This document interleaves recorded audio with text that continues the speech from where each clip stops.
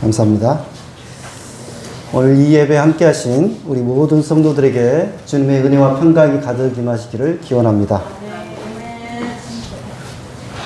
지난 2018년 9월 전북 익산 이리 신광교회에서 제103회 애장통합총회가 열렸습니다. 근데 그 예배당 바깥에는 버스를 대절해서 내려온 서울 명성교회 교인들과 또 장로회 신학대학 신학생들, 호남신학대학 학생들, 수많은 사람들이 몰려 들어가지고 북새통을 이루었습니다. 명성교회 교인들은 담임목사 청빙은 교회의 기본권, 기도로 주님의 뜻을 구하겠습니다. 낮은 자세로 섬기겠습니다. 이런 문구를 적은 손팻말을 들고서 통성 기도를 하고 찬송을 하면서 그게 시위인지 뭔지는 모르겠습니다만은 그런 식으로 하고 있었고, 또 맞은편에 신학생들은 주님의 공교회를 무너뜨리는 교회 세습만은 안 된다라고 시위를 하였습니다.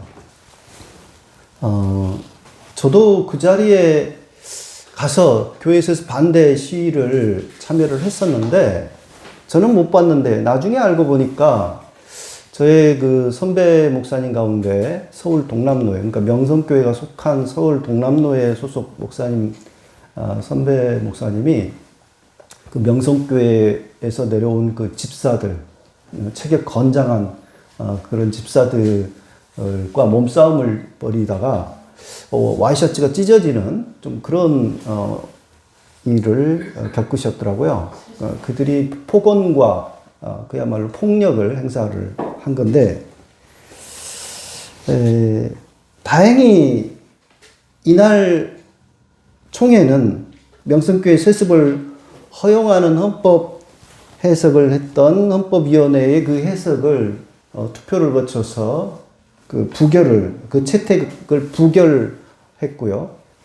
또 명성교회 손을 들어준 총회 재판국의 결정을 무효화하고 재판국 내에 명성교회 관련된 사람들을 다 배제시키는 또 그런 결정을 내렸습니다. 이렇게 결정하기까지 무수한 교단 내의 여러 단체들의 성명서와 그 다음에 신대원 졸업생들 수많은 기수들이 이렇게 세습반대 성명서를 냈고, 또 신학대학 교수들도 세습은 이거는 잘못된 거다라고 성명서를 내고 그런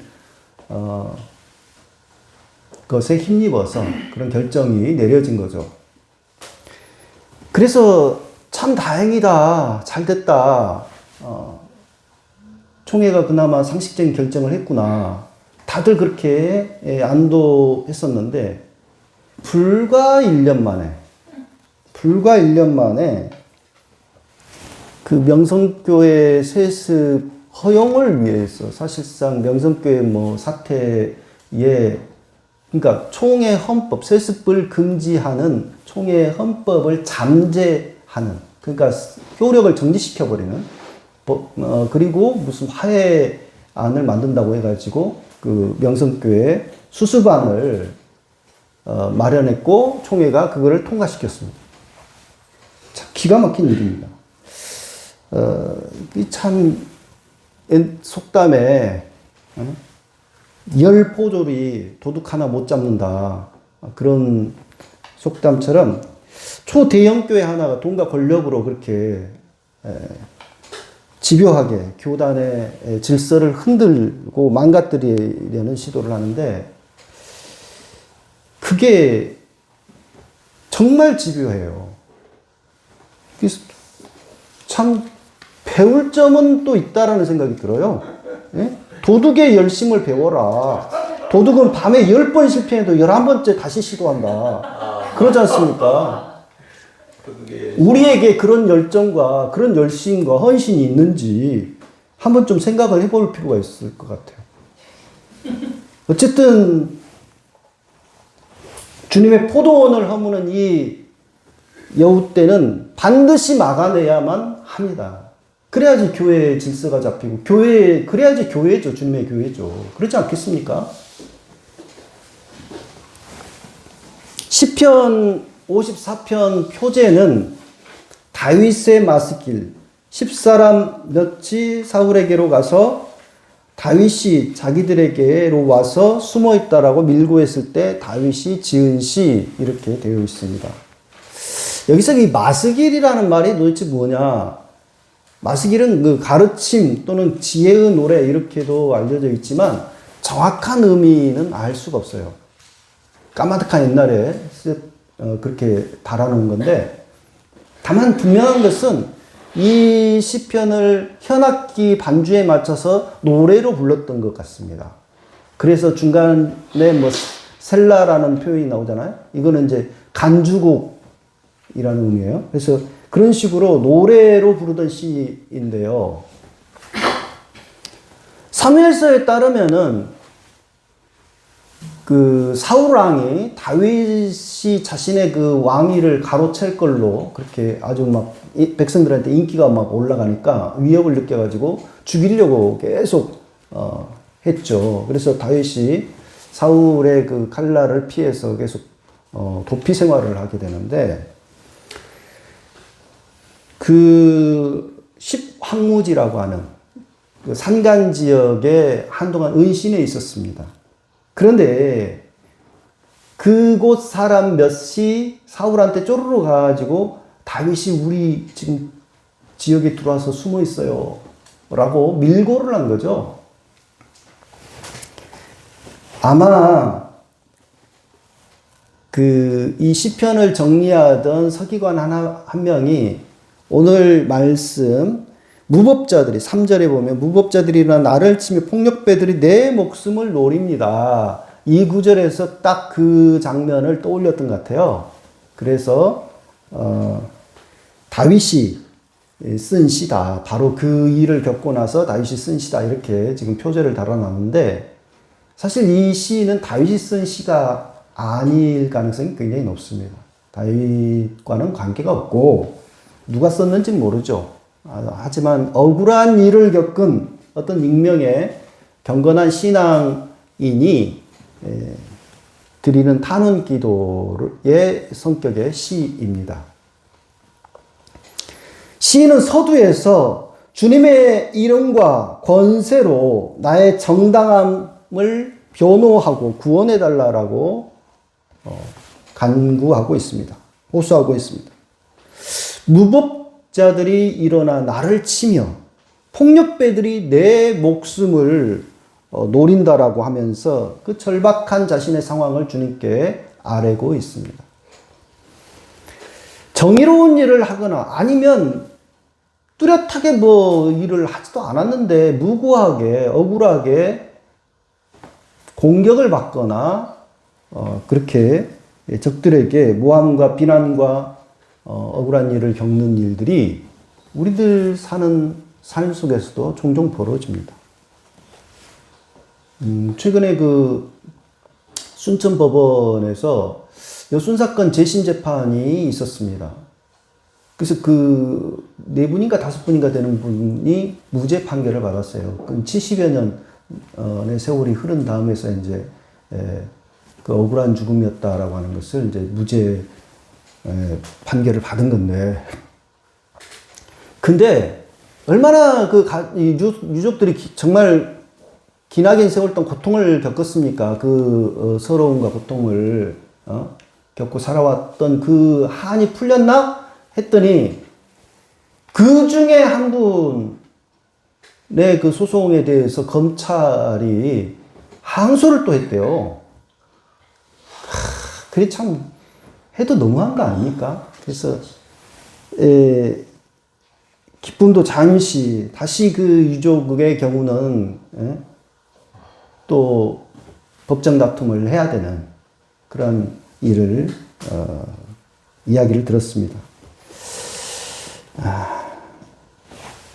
이런 사례 말고도 우리 그리스도인들이 주님의 명하신 일을 행하다가 억울한 일을 당하는 모함을 당하고 공격을 당하는 일들이 얼마나 많습니까?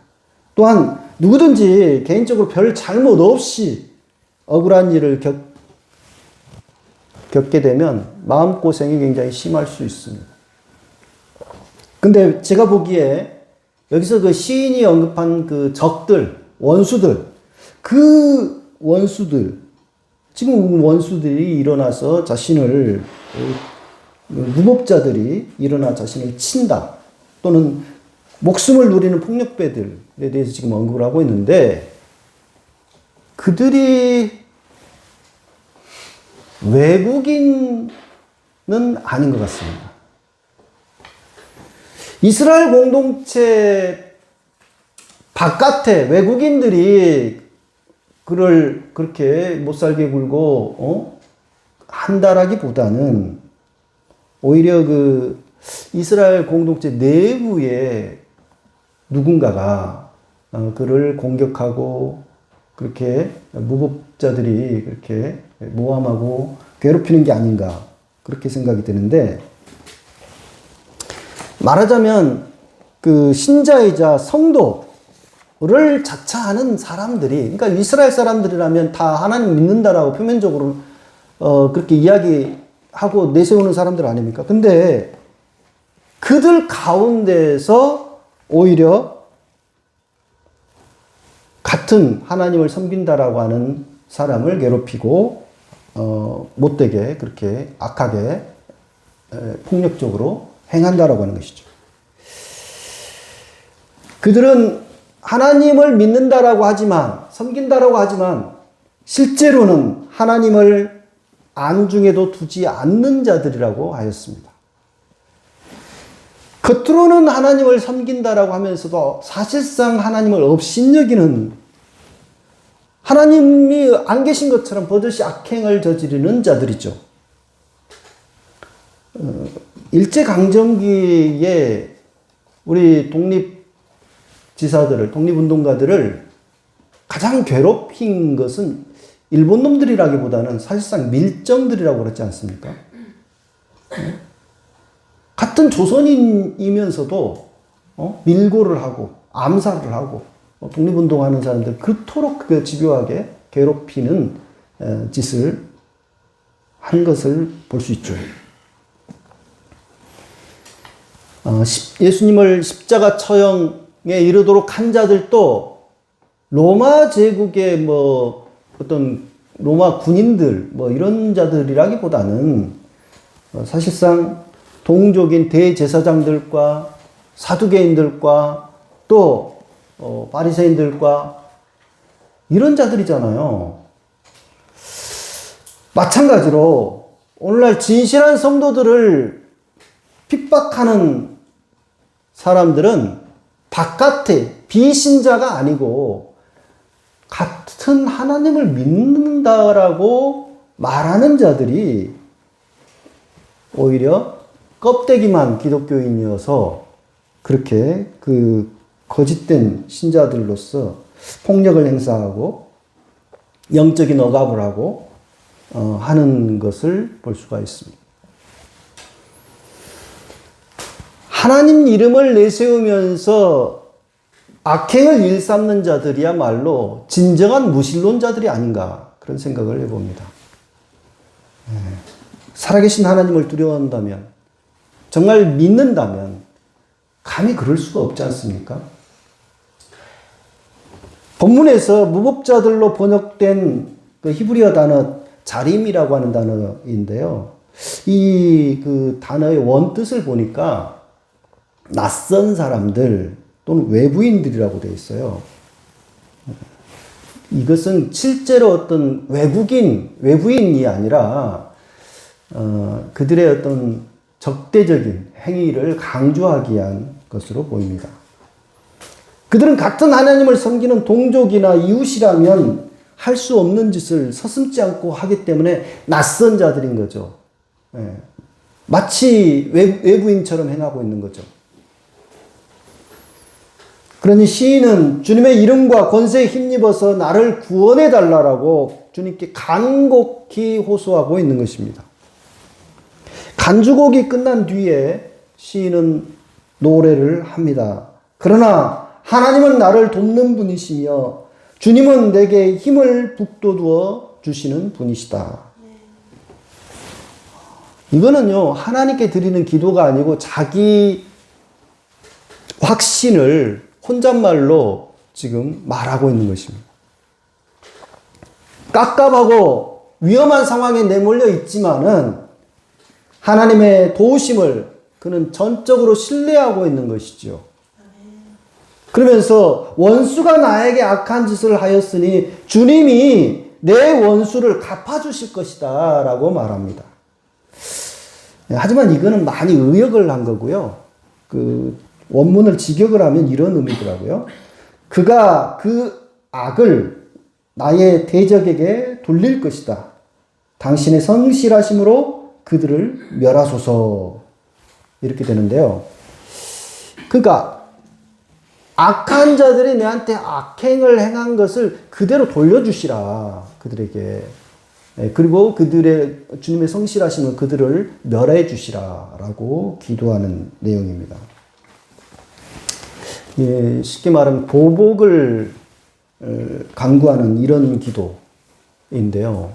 이런 기도가 좀 낯설고, 아니, 너무 심한 거 아니야? 라고 생각해서 마땅치 않게 여기신 분도 있을 겁니다. 하지만 시인의 이런 간구는 지나친 건 아니에요. 왜냐하면 하나님께서는 예레미야의 입을 빌려서 이렇게 말씀하십니다.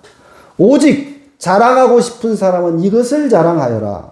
나를 아는 것과 나 주가 긍휼과 공평과 공의를 세상에 실현하는 하나님인 것과 내가 이런 일을 하기를 좋아한다는 것을 깨달아 알만한 지혜를 가지게 되었음을 자랑하여라. 이렇게 말씀하고 있거든요. 그러니까 하나님은 그 성품상 긍휼과 공평과 공의를 세상에 실현하시는 분이시고 그것 행하시기를 좋아하시는 분이시라는 거예요.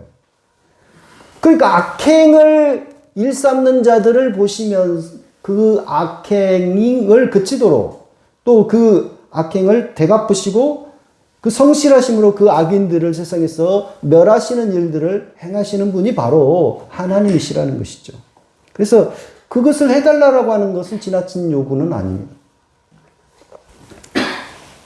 하지만 시인은 자신이 직접 그 원수를 갚으려고 하지는 않습니다. 주님께서 자신을 보호하시고 악을 행하는 자들을 심판해 주시기를 간구하고 있는 것이죠. 시인은 하나님께서 온갖 어려움에서 자신을 건져 주실 것임을 확신하면서 기꺼이 내가 주님께 희생 제물을 바치겠습니다. 라고 말합니다. 지금 하나님께서 그의 간구를 다 들어주신 건 아니에요. 아직 그 간구가 이루어지지 않았습니다. 그럼에도 불구하고 하나님께서 반드시 그 응답을 이미 해주실 것이다 라고 하는 확신을 가지고서 이 시인은 주님께 감사의 예물을 미리서 드리고 있어요. 참 놀라운 믿음 아닙니까? 당장 주님의 공의가 짓밟히고 현실이 너무 깝깝해 보여도 그런 것에 낙담하지 말아야 됨을 오늘 우리 시인의 모습을 통하여서 우리들이 발견합니다. 우리 하나님께서 살아계시고 지금도 공의와 공평과 정의를 실현하고자 부단히 일하고 계시기 때문에 그것을 믿는다면 우리가 낙담해서는 안 된다라고 하는 것이죠. 반드시 우리를 도우셔서 그 악인들의 흉악한 짓을 그치게 하시고 되갚아 주실 것임을 우리는 확신하고 믿어야 된다고 하는 것입니다. 그 시기가 언제 이를지 모르겠지만 반드시 이루어 주실 것이다 라고 하는 것입니다. 사도 바울은 말씀합니다. 사람은 무엇으로 씨를 뿌리든지 그대로 거두어 드릴 것이다. 악을 심는 자들이 당장은 승승장구할 수 있습니다. 그러나 반드시 그 악으로 되갚음을 당하고 말 것입니다. 그 사례를 우리들은 에스더서에서 발견하는 좋은 사례를 발견합니다. 아각 사람 하만이 그 페르시아 제국의 그 2인자가 된 거 아닙니까? 그런데 세상 두려울 것 없고 그렇게 높은 권세를 지녔다라고 그 교만이 하늘을 찌르는 이 하만이 이렇게 궁궐을 드나들 때 문지기 하나가 절을 하지 않는 거예요. 다 하만만 보면은 갖다가 엎드려 절을 하는데, 그래가지고 그 문지기가 누군가 봤더니 유대인 모르드게라는 사람 아닙니까? 그래서 그 자를 반드시 내가 그 높다란 장대에 매달아 죽여버리겠다라고 자기 집 앞에다가 장대를 높이 세워놨어요. 그런데 어떻게 됐습니까? 그 장대에 지가 목에 매달려가지고 죽게 되잖아요. 하나님을 굳게 신뢰하고 의지하는 자는 주님께서 보호하여 구원해 주십니다. 적당한 때에 개입해서 그분의 공의를 반드시 이루어 주심을 우리는 믿고 확신해야 될 것입니다. 이와 같이 주님을 깊이 신뢰하고 의지하며 겸허히 그분의 구원을 기다리는 저와 여러분들 되기를 간절히 기원합니다. 기도하겠습니다.